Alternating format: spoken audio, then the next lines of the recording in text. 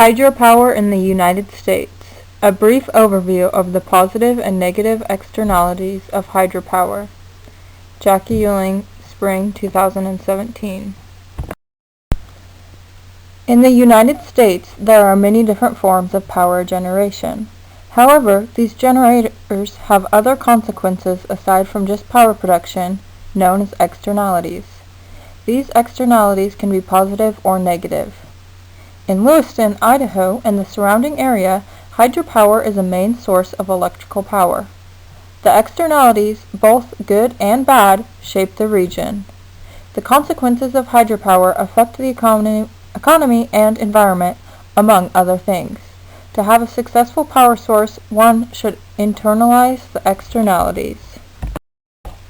Hydropower is a renewable energy source, meaning the source of electricity, water, is naturally replenished. Of all renewable energy sources, hydropower is the most common. In fact, 40% of the United States' renewable energy in 2015 came from hydropower, and overall a total of 6% of energy came from water power. There are two forms of water electricity. The first is in-stream. The second is dam. In both of these, water flows through a turbine and powers it, which creates electricity. The photo below shows an example of how a hydroelectric dam works. In the following slides, we will discuss the negative consequences of hydropower.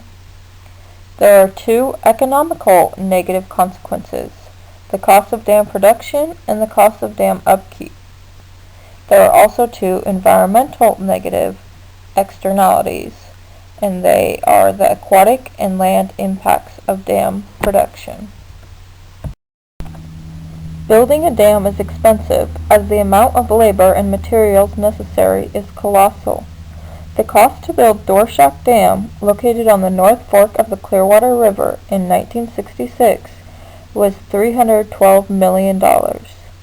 However, most hydropower is produced at large facilities built by the federal government.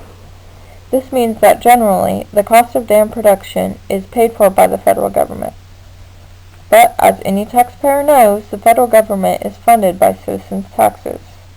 So the cost of dam production directly affects the wallets of those in the county and area. Those who are paying for a dam or multiple dams and not receiving any benefit from them are experiencing a negative externality of hydropower. Not all dams are owned by the United States government. There are many smaller dams that are privately owned, but all large dams are owned by the federal government, and those are the ones that produce hydropower. Aside from the preliminary costs of installation, maintaining dams are expensive. Dams have to be powered, updated, fixed, and can have many more issues. Take Dorshak Dam as example. In 1980, a 236-foot crack appeared in the side of the dam. It cost over $1 million to fix the problem. In addition to fixing unexpected problems, it costs around $1 million a year to upkeep Dorshak Dam. Depending on the size of the dam, river, and generators, cost of upkeep can vary. Regardless of the cost of upkeep, those who involuntarily pay for the dam through taxes and do not receive the benefits of the dam are affected by the negative externalities of hydroelectricity. Dams interrupt the normal flow of a river, including fish and other aquatic life. Some types of fish, such as salmon, travel from the upper reaches of rivers to the ocean yearly to spawn, and their paths are interrupted by the placements of dams. Some fish are lucky enough to make it through the fish ladders, if provided by the dam. Others never make it through or are ground up by the turbines. Fish population is depleted by hydroelectricity through dams. The dams have to install special fish ladders or fisheries in hopes of allowing the fish population to thrive. These dams can majorly block the fish's route to the river.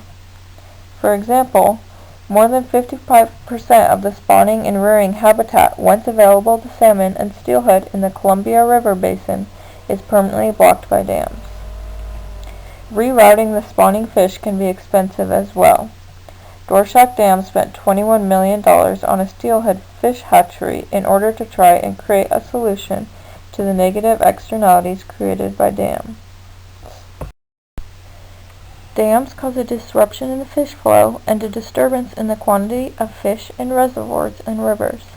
The lower numbers of fish population upsets the market for professional and casual anglers.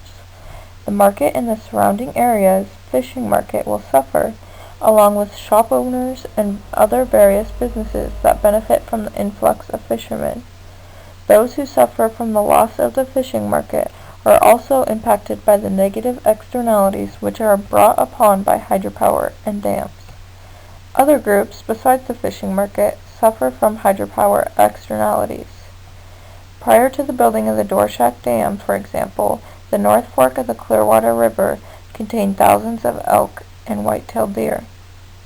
The Army Corps of Engineers proceeded to destroy the river habitat and fish, then acquired 5,000 acres for elk management.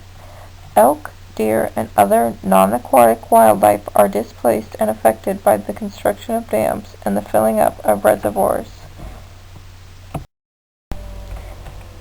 The positive benefits of hydropower can be grouped into two categories: the environmental externalities and the economic impacts.